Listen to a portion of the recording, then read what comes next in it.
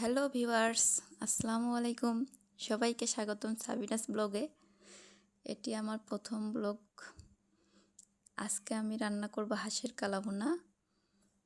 একটি হাঁসকে প্রথমে জবাই করে পরিষ্কার করে ধুয়ে কেটে নিয়েছি। কেটে রাখা মাংসে আমি হলুদ গুঁড়া, লবণ, মরিচের গুঁড়া ও সয়াবিন তেল দিয়ে ভালো করে মেখে রাখবো কিছুক্ষণ হাঁসের মাংসটা এভাবে মেখে রাখলে তাহলে হাঁসের মাংসটা অনেক ভালো হয়, খেতেও মজা লাগে।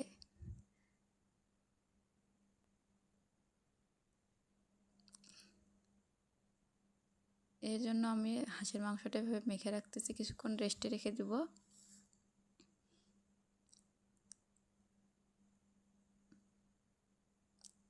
ভালোভাবে মাখতে হবে যাতে করে মাংসের ভিতরে এই লবণ, মরিচ,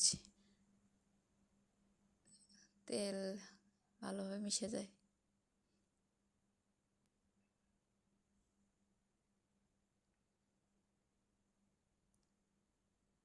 জানি না, আমি তো প্রথম ব্লগ করতেছি, কেমন হবে। আশা করি সবাই ক্ষমার দৃষ্টিতে দেখবেন।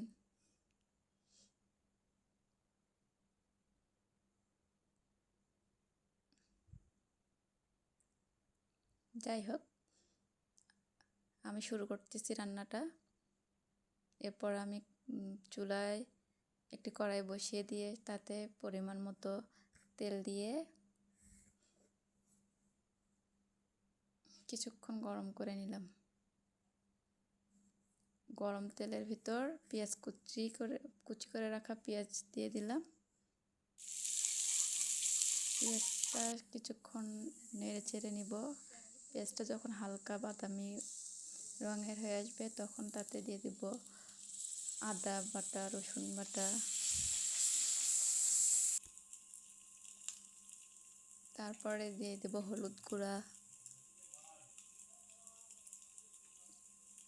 এ পর্যায়ে আমি লবণটা দিচ্ছি না, যেহেতু লবণটা ম্যারিনেট করে রাখা মাংসতে দিয়ে রাখছি।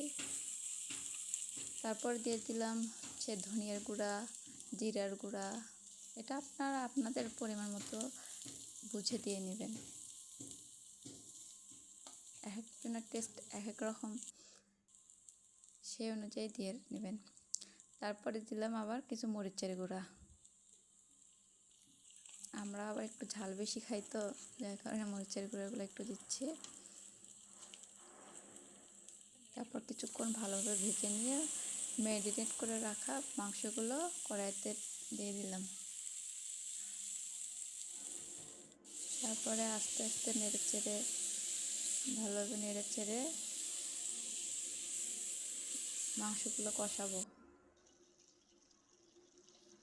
তারপরে দিয়ে দেব মশলার গুঁড়া কিছুটা, ভেজে রাখা মশলা, গরম মশলার গুঁড়া। এইভাবে কিছুক্ষণ রান্না করব।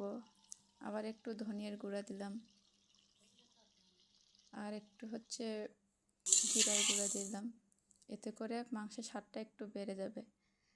এভাবে আমি বেশ কয়েকবার কষায় নিব মাংসটা, কারণ যতবার মাংসটা কষাবেন তত মাংস স্বাদটাও বেড়ে যাবে। কালাভুনা হতেও কালারটা চলে আসবে কালাভুনার। এতে আমি গরম পানি দিয়ে ভালো করে বেশ কয়েকবার কষাবো মাংসটা।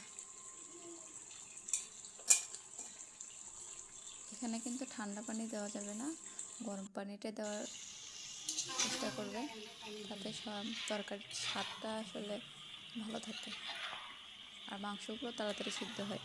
হাঁসের মাংসের যে অবস্থা, এটা তো সিদ্ধই হতে চায় না।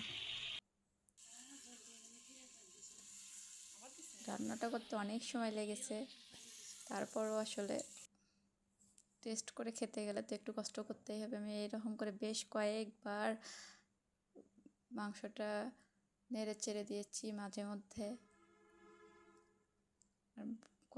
বেশ কয়েকবার কষায় নিয়েছি, কারণ যত কষানো যাবে তত কালার আসবে।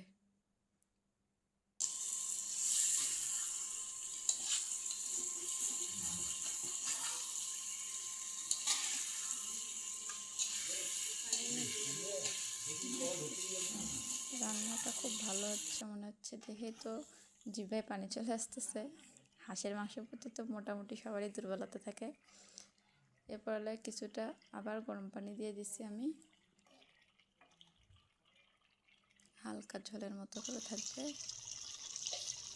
রান্নাটা প্রায় শেষের দিকে। তারপর আমি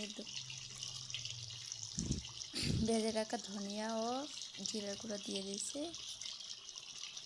রান্নাটা প্রায় শেষ। এটা দিলে রান্নার সেন্টটা ভালো থাকে, খেতেও মজা লাগে অনেকটা। তারপরে আমি ভেজে রাখা ব্রেস্তা দিয়ে দিচ্ছি। পেঁয়াজের ব্রেস্তাটা দিচ্ছি যাতে করে টেস্টটা আরও বেড়ে যায়।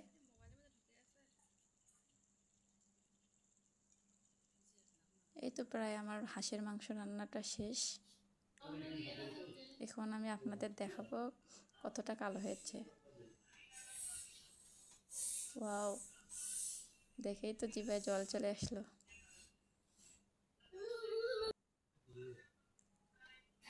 খেয়েও ততটাই তৃপ্তি পেয়েছি যতটা আশা করছিলাম। যাই হোক ভিউয়ার্স, আজ এই পর্যন্তই।